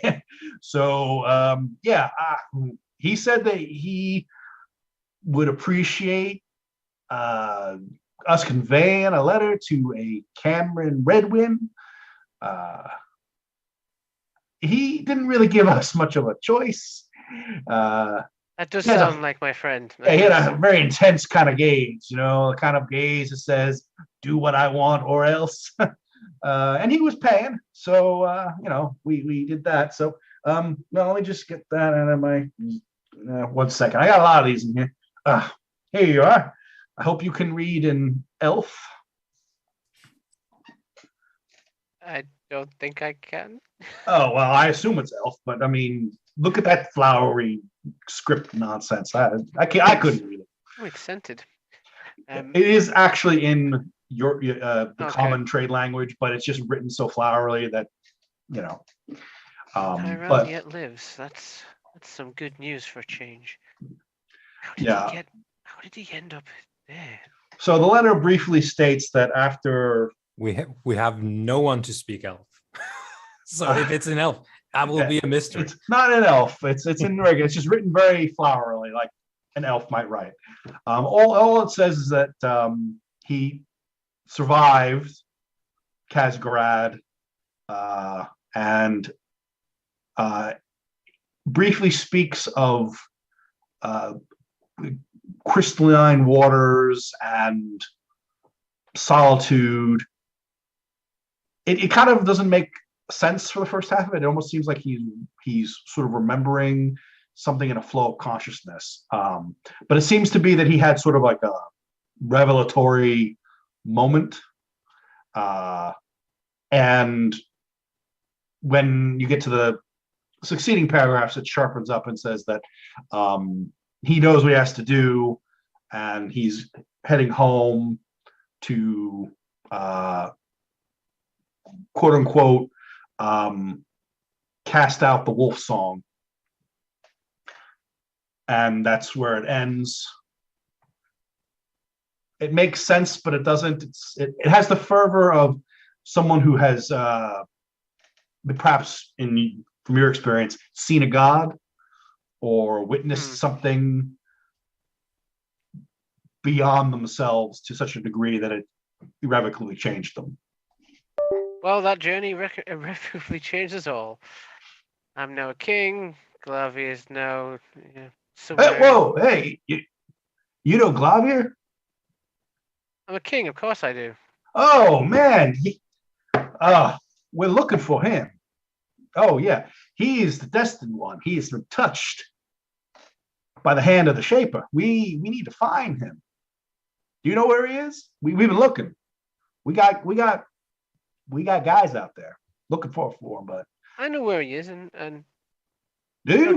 don't take this the wrong way, Davern, but I'm happy to tell you that once I get to know you a little bit better. Oh yeah, I understand. If he's most on a people, mission or something like that, but I mean, like, usually there's when a I lot grant an going on up audience with north, someone, and they make an appointment with my people. They don't just turn up in the middle of the swamp, start handing me letters. yeah. Well, these are very, very fast-moving times. I mean, you do realize there's an army of undead abominations currently, like, murdering its way very north, much so, heading toward. Right. Well, we're north. You know, Valentine. I don't know if you've seen a map lately, but we're up north. And as Ishmael will tell you, I have spent a lot of my time and will to try and prepare for the coming of such forces. Yeah. So prepare faster. That's all I can say. Because hey, if it's about money, we could talk about money. I mean, but I'm a master of many things, but like, time is not one of them. Yeah, see, I can't create time. And no one up in Casperaz can do that. I mean, well, maybe this Clavier can. I mean, you know, he's been touched by destiny. You see, you understand what I'm saying? You would find that he would think that very funny if you actually going to speak to him. Well, I hope to make his acquaintance very soon, because he would tell me everyone's touched by destiny. Well, yeah, but he's like young Cameron by it, like specifically, like it's hard to explain to manlings. He will understand when we find him. But we could really use him right about like now, because you know things aren't going so well for us up north. I don't know if you've heard. We will. In time, I'm happy to help you, but time's not. Glavier is probably a lot safer than we are right now, so we need to ready ourselves. Those pale ones tend to, if they're anything like the ones I've fought before, they look. I'm guessing they look slightly different, Wheelmaster, like slightly like different environments, making variation. Yeah, these ones don't have any of the sort of emblematic accoutrement that you grew accustomed to in the depths. They have no sort of fish motifs, no sort of marine bone constructions. This is a whole new group. Yeah, this is a different group, very clearly too. Yeah, we should. Yeah, I think they come in like different clans or bands, or again, we haven't seen them in well, centuries probably. I think we cleared them all out when we settled in Casperaz, but I mean, put it this way, they were dead along in our area long before I was born. So, how old are you, Mr. Dwarf? Well, I mean, I don't like to like just come out and say it, but I mean, you know, I've been alive just shy of 110 years. I'm 109. Yeah, I know. I'm still young. But you know, I'm young, but I'm experienced. You have this perk. No. I'm gonna. So as I'm talking to him and I'm reading, I'm going to be examining the shrine as well, Wheelmaster. Making a note of it. Is there any tributes left here apart from the dead body? No, it is indeed quite bare. Okay. Aside from some detritus from the parts where the building is broken and nature is coming in. Well, Mr. Davin, please come with us as we get out of here. Yeah, that's why I'm here. I'm here to help, my liege. We can discuss business on the road. Take it that giant goat is yours. Oh, Lucia, yes, yeah. Come on, come meet her. She's lovely. Loves new people. Loves them. Otherwise, that would have been dinner. Okay, let's. Oh no. We only eat them when times are really bad. All right, really bad. All right. Give We it 3 more ain't there sessions. yet. All right. Okay. Listen. So no, Lucia. No. He's not. He was kidding about eating you. Of course, he wants to stroke you. Yes. Come over here, Your Majesty, and give Lucia a stroke. Let her know that you care. I'll give her a curious pat as I return to my horse and scoop up my familiar. I will mount Lucia as well and prepare to depart. Ishmael, could you lead us off? If that is what you wish, Your Majesty. Which Please. direction would you have us heading? Safety. I was more hoping for a compass direction, Your Majesty. Mayhaps on a Sorry, map. that was deeper into the swamp, I imagine. These people will be. Hopefully, we can find them before nightfall. Very well, men. Right. You heard His Majesty, King Cameron. We push on. And I also retrieve my sword, climb onto a horse, and start heading off. I'll read some of these letters and reread them. Bravia, Tyrell, God, names I miss. Wyatt, hope he comes back soon too. Now this new guy, young dwarf negotiator. Postmaster, by the sound of it. Not too. So off we go. Postman. Great movie. Deeper into the swamp. Now, I suppose, what is the intent? We're going to probably, depending on what you guys want to do, orienteering is a great option here. I mean, I have survival, not orienteering. And so I know part of the intention was to find a safe place within this environment. My hope is to find some civilization of these people. That's a if good not, intent. if not on the first day, they will find camp. I'll suggest that if And I can help with finding the camp, because obviously survival. So if the rest of the party take it slowly, I'll suggest that I scout up ahead, because as you've said, Wheelmaster, I can effectively just walk across the water, so I can move fairly quick when I'm on foot. that's a nifty ability right there. So I'll suggest they sort of follow behind me at a slower speed, and I'll sort of work my way through, like picking a safe path and sort of You could range just up walk ahead. across the ocean. You just walk across the ocean, just like it's nothing. Yeah, you're good. You're good. You just have to bring supplies with him, so he doesn't like starve or drown or Just don't sleep. dehydrate. Or I'll just take a fishing rod with me. There you go. Would be extremely bad times if there's a big storm out in the open sea. That would be, would be a very bad You wouldn't though. Like, come on. Yeah. But yeah, I'm gonna range up ahead, sort of using my increased speed over the water top to try and help forge us a path through and look for somewhere with slightly more firmer ground where we could potentially make a camp. Unfortunately, Mr. Devon, with us only being a small party when you've encountered us, I will have to ask you to take watch with us in the evenings. Oh, sure, whatever you need. As you're essentially a guest among us and a member of your community with us at this stage. Yeah. It's not a problem, Your Highness. Oh, if the king's not picked up the staff, I'll stash it in the cart before I head off. Yep. Now, I'm going to ask a question, and things are going to get cool if this is true. Is there any animals around? Yeah. Like, I don't know, like a vulture or a hyena or something that's mobile. Or maybe something that lives in a swamp. Yeah, maybe we're looking at swamp animals at the moment. You know, that would help. Unless you're but going to open a gate and bring in someone else. Can I make a circus roll for a friendly, like, platypus, please? No. Platypus is not a life path. I believe the king is summoning a manatee. Yeah. He's bringing the octopus. So are we looking at... We're looking at swamp. I tend to think birds, don't I? It's like a seagull. Birds, plentiful Yeah. in swamps. My intention is to find an animal who could potentially direct us to a camp.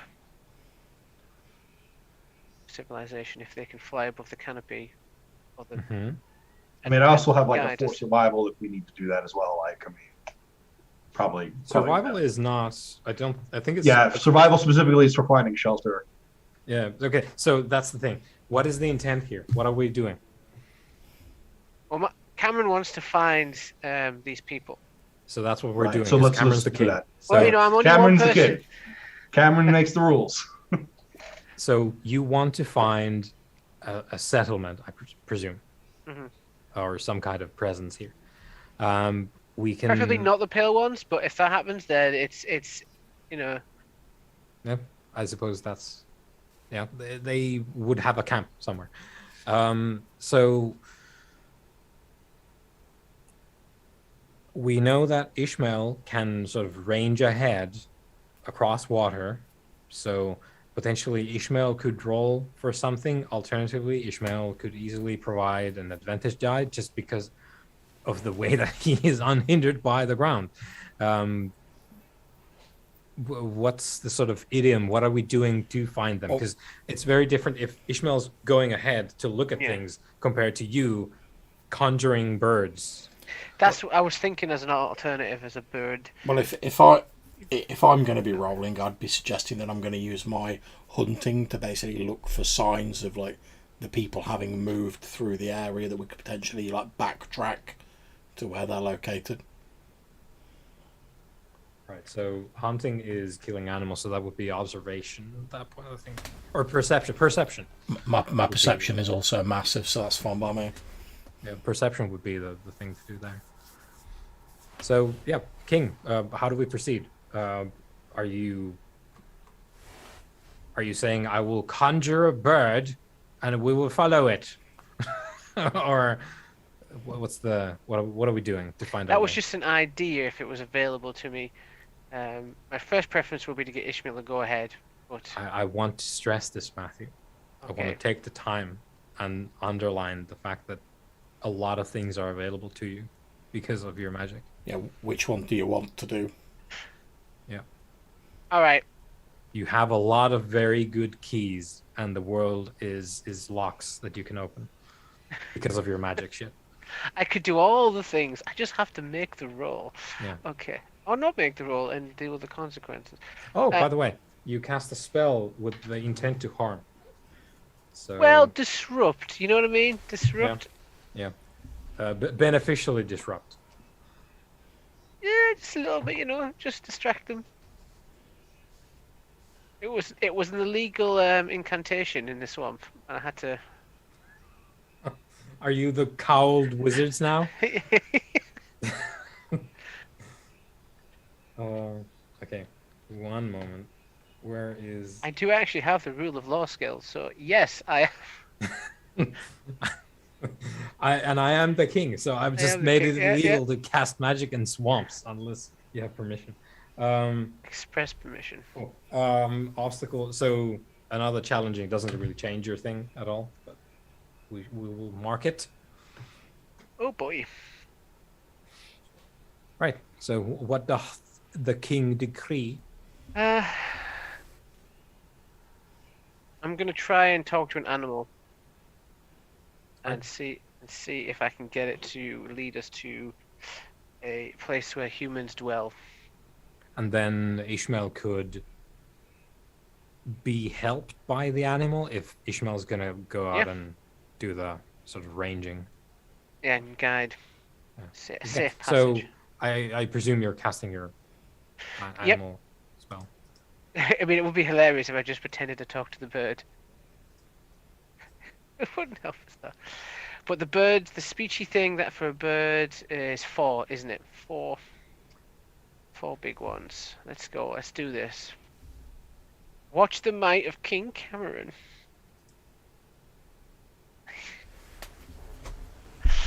Oh boy. I'm gonna put Cameron the bird tongue, he shall be known. Base obstacle 4. Come on, boys. Come on, base be a 6. Oh, He's getting so many names Well, at this point. you can roll. You can put in a fate and roll 1 extra die because that's already open-ended.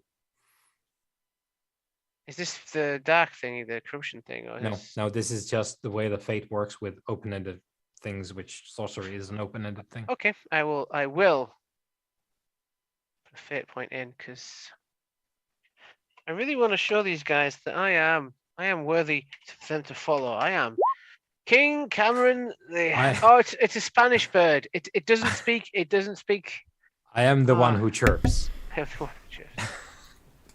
Oh boy. Right. So. Well. So 4 for the spell. Yeah. Okay. And that was how the king fell into darkness when he tried to summon a bird in the swamp. He just wanted to talk to a bird.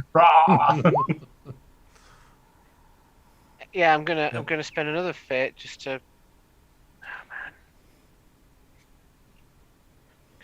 Come on. No. So that's only one tax though. Eep. Okay, so give me a d6. Matthew. Oh no. Let's see what your bird spell turns into. Garbled transmission, my favorite. Let's go. There we go. Here we go. What happens in the swamp doesn't necessarily stay in the swamp. And that was how we all got eaten by a Komodo dragon. Yeah. Okay, let me bring up the spell. So what is it? Low speech? Yep, low speech. Here we go. Okay, so we're rolling on the wheel of magic. Okay, so roll me another d6. If you insist. He does. 4. Okay, we're going clockwise, and then give me another d6.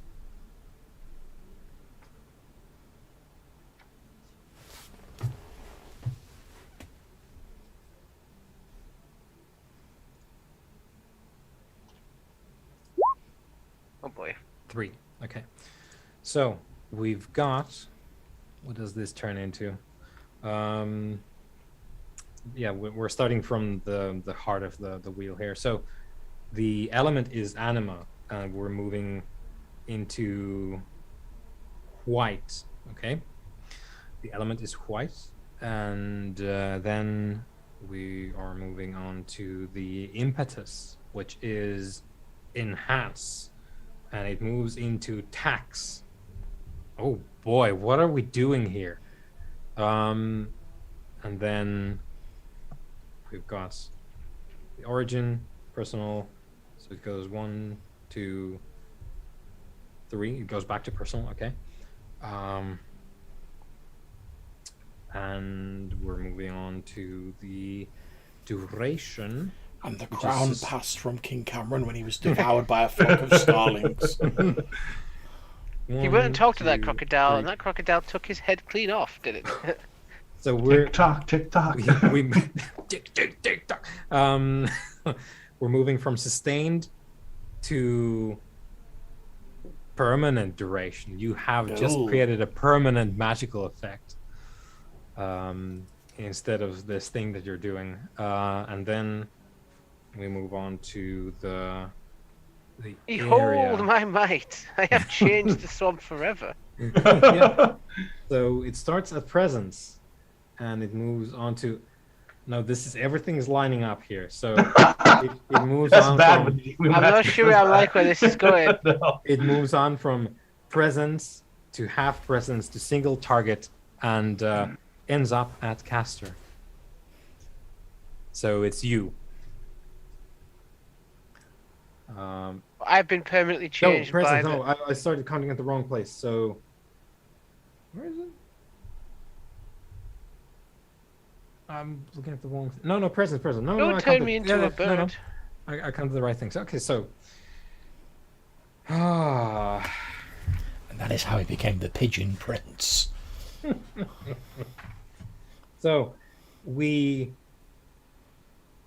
are using the element of white is, and we need to figure this out. detail. So I'm gonna go and look at some spells so that we can get some context first. This is the make up your own spell effect portion of the game, which is highly entertaining, but it takes a bit of improv. And I want some support from these. So yeah, that's what I thought. So I'm just getting some context for other element white spells, which is let me give some examples here. Oh, not that many. Okay, so for example, Emperor's Hand is a white element, and a cold blue fire arcs from the wizard's hand. And then some other stuff to give us something to go on. A lot of anima, not a lot of white, but no. White air, yeah. So Storm of Lightning is white and air, and so is the white fire, which is lightning. So it's a permanent spell on you, the caster, that taxes lightning. The element of white, which is the sort of. I absorb lightning now? So. Oh boy. I don't know what we've just done. You have some kind of dissipation enchantment on you now, whereby I was imagining anytime he touches someone, they get like a static electric shock. That'd be well annoying. Yeah, because like you absorb it from them. Like you take in static electricity. Yeah, you are a sink for electricity, and you actively absorb it when it's available. Good, but it doesn't harm me. I'm thinking we're gonna have to give you like I'll need to put down some words and numbers here. I don't think it's gonna make you immune, but I'm gonna say we're gonna say it helps if someone turns up and shoots lightning at you. Like Emperor Palpatine's like, yeah. If someone like force lightnings you, you're gonna get a little bit of an advantage there because of your thing here. But that kind of makes sense. But yeah, your magic goes awry. You can tell.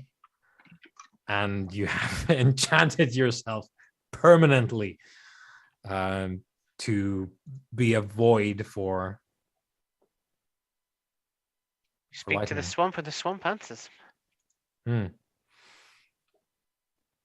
Well, Ishmael, it looks like there's no bird to guide you. Yeah, I was going to say, I imagine the king like, the bad news is that I haven't managed to summon a bird. The good news is I'm now like one of those guys that like rubs a balloon on themselves and goes. I'm now immune to lightning.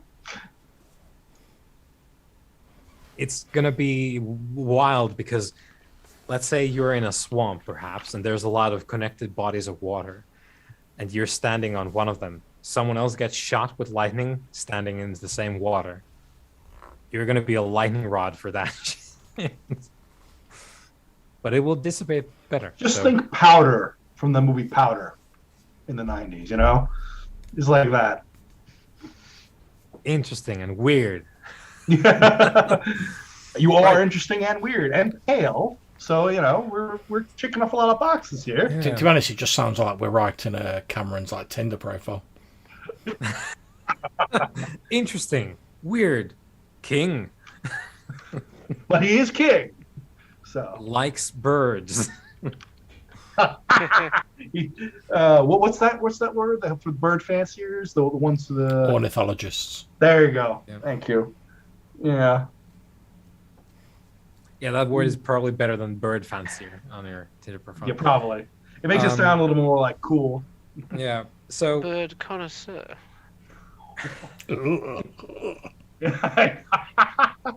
Let's not let the king write his own profile there, Ishmael, right? Yeah. we need to Get the royal Tinder profile writer to do that for you. King. the royal Tinder profiler, the scribe. Okay, so Ishmael is gonna find us some, I guess, like a local place of domestic buildings and whatnot.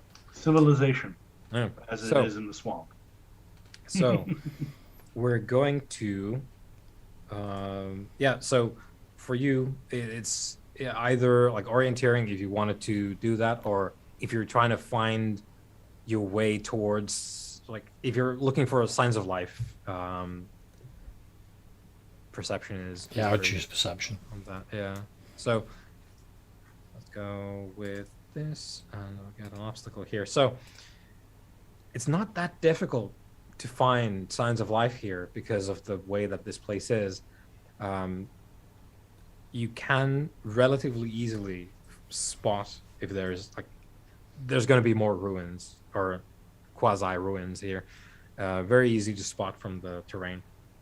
So it's going to be obstacle 2. However, this is an act performed routinely at your job. However, I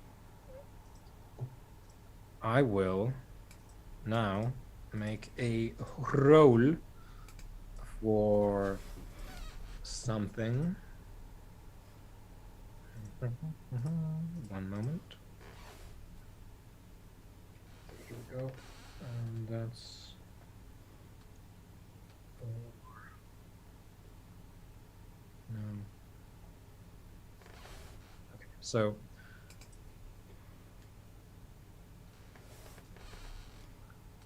just gonna roll a bunch of dice as you do.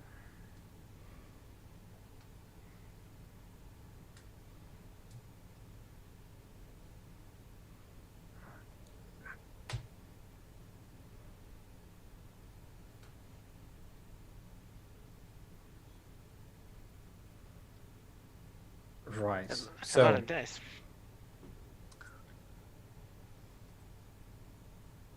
you've got extra 2 obstacle for a grand total of 4. Okay.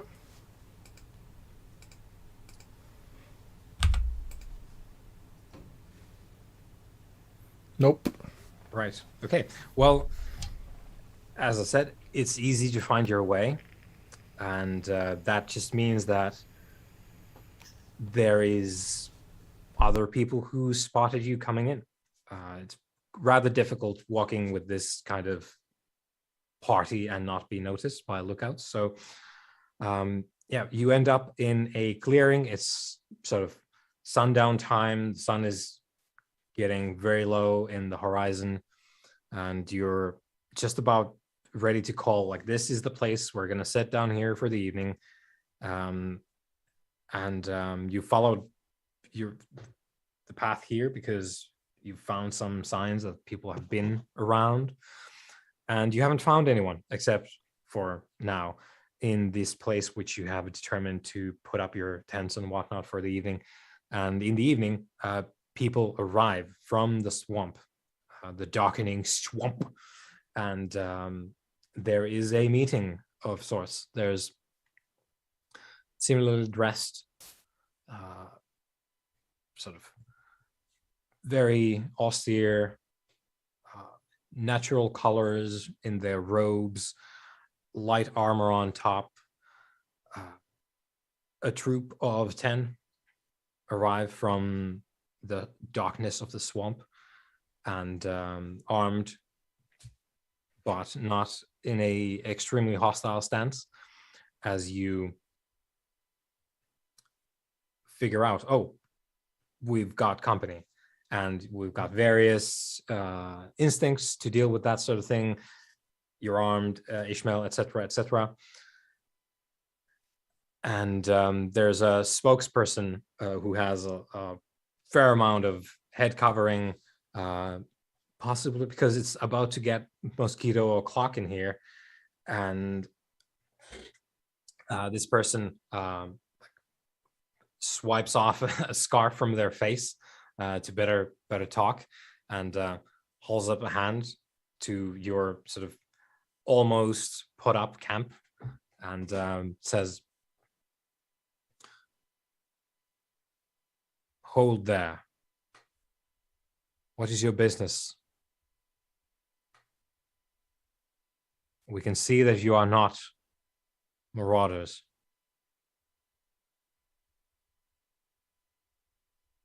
Is Ishmael the first person to encounter them? Is he ahead, or is? Well, I you think guys we all were see them, right? your guys are about to set up your camp, and they basically ambush you at your camp. Right.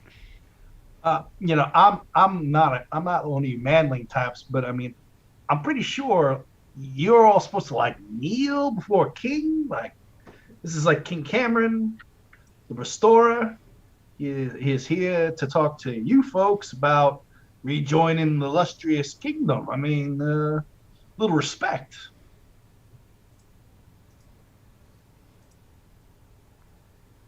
Does anyone else chime in? Please, Do you want to go first, dude? please, please accept our apologies for encroaching upon your homeland. We come in peace and wish to converse rather than combat. At this point, Please. sorry, go ahead, dude. I was going to say, as long as you do not, as long as you just come as in friendship, please join us for something to eat and we can talk. We were just putting up a camp. I am, as my friend said, King Cameron, but for now, Cameron is fine. I'm here to talk. I think His Majesty or His Royal Highness is more appropriate, but what I know, I'm just a dwarf here. So the speaker looks a little bit confused and says, "If you are the king, is old Robotor dead then?" Can I figure out who that is? Is that my ancestor? Is that my? Is that the actual? Is that the king in the north? Is that his actual name? No. That guy is. Let That's me conjure it up. Athelin or Aralas Aralas, there it Feridin is. Laith Carol Dune. Yeah, I thought so. I was like, it doesn't sound like him. I was like, can I look up that name in my obscure history Rolodex?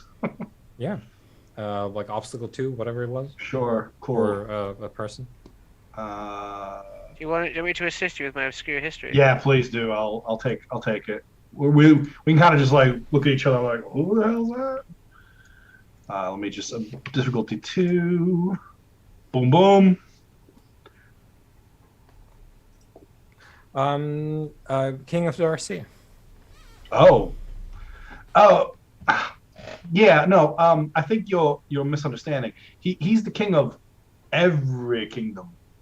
Like the true crown rests upon his head. Like he summons the storm and the winds and battles the darkness. That king, not like a petty king, like a local guy. I'm a king of a leader of an older line. A line that has You all remember Dosiria. This is an heir to the throne of the true kingdom. And he has come to restore that kingdom to its rightful glory. The sort of speaker nods and says, "We do remember well, young Dulciriath in the mountains." Nods.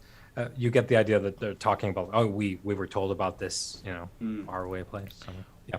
Whilst this is going on, I'm going to fetch the staff, the Pale One Warlock staff, out of the cart, and I'm going to sort of walk forward with it, and I'm going to say, it is also our sorrowful duty to inform you that the guardian of the shrine, and I'll sort of give him a rough distance and I'll point in the direction, perished in an attack by the Pale Ones.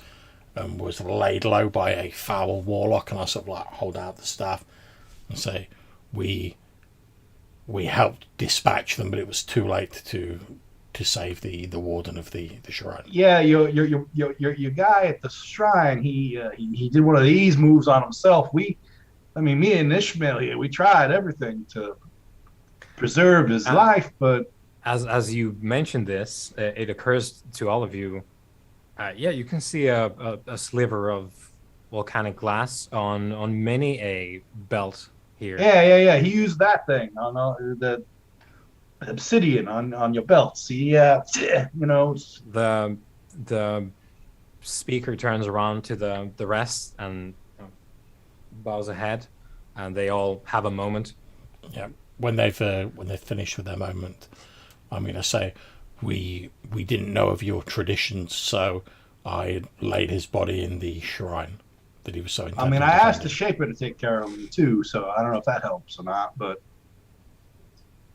The speaker turns around again and with the pole arm sort of gently pushes, because you're holding out the staff. It's like the warlock killed him, so it pushes it towards you as if to say, like, no, you can have that. We don't need that. I'll nod and I'll put it back in the cart. Yeah. And the speaker says, no, you've come upon these waters at a grave time, and you have done a stranger a kindness who probably did not anticipate that. That's kind of my deal. A tragedy among many.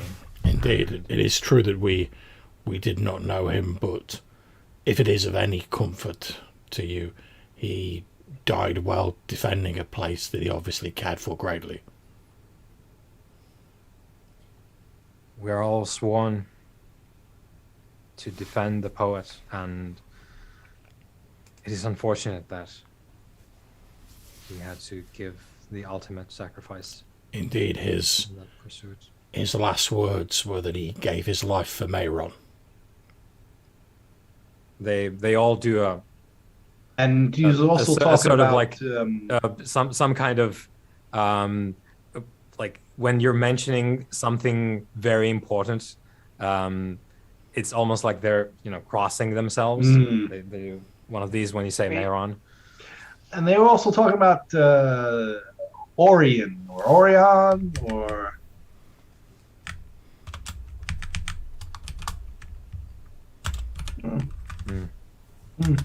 Nothing yet. And you must forgive our ignorance. I had heard tales that this location is blessed with a certain healing factor in the land, but we do not know how to draw upon it, so we were unable to help him in his final moments. I would have tried if I could have.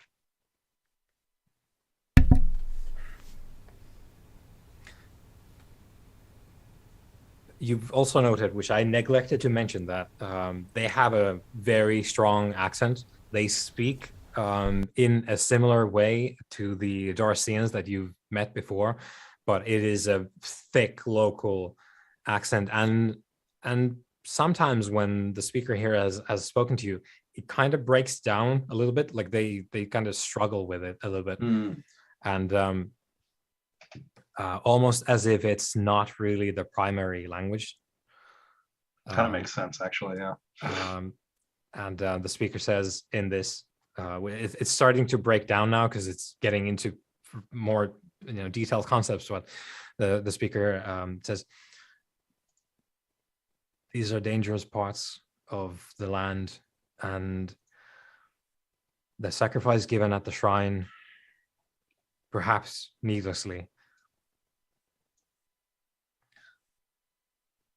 we think, and looks back to the rest of them, we think the land has accepted it, which makes it dangerous, more dangerous still to you. And it is perhaps a blessing that you have made it this far. There are raiders and murderers in the night these days, even in these places where we hold watch, and we would rather you move with us than leave you here for the kindness that you have done for the course. deceased. If you have a place where we can come with you, we will happily join you. The speaker nods and says in Flawless, which not necessarily something you can discern, but we can as players. In Flawless, Elvin says, we proceed towards Oranin. That's what I said. But we can't understand. The speaker Elven. nods. Well, I could understand the word, Yeah. like the one word, Yeah. Mhm. you know. Emotions into the Lead darkness on. of the swamp. Lead on, and we will follow. Yeah, the speaker says, pack up. It is a burden to go in the dark, but the dark around these parts is safer this way. You heard our guide men. We're breaking camp and going with them, and I'll go and start helping, like taking down the camp and whatever. Yeah, everyone's, and there's like,